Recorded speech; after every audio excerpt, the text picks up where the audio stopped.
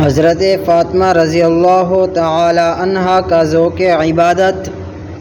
ایک وقت تھا کہ عورتیں سارا دن گھر کے کام کاج میں مصروف رہتی تھیں،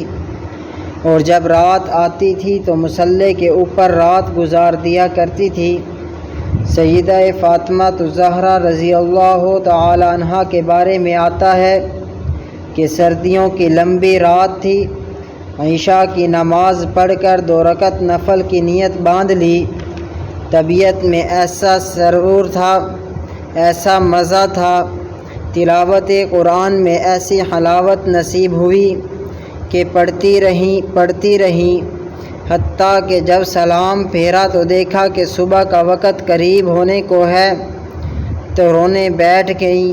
اور یہ دعا کرنے لگیں: اے اللہ، تیری راتیں بھی کتنی چھوٹی ہو گئیں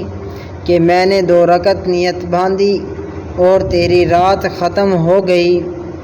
ایک وہ عورتیں تھیں جن کو راتوں کا چھوٹا ہونے کا شکوہ ہوا کرتا تھا، ایک آج ہماری مائیں بہنیں ہیں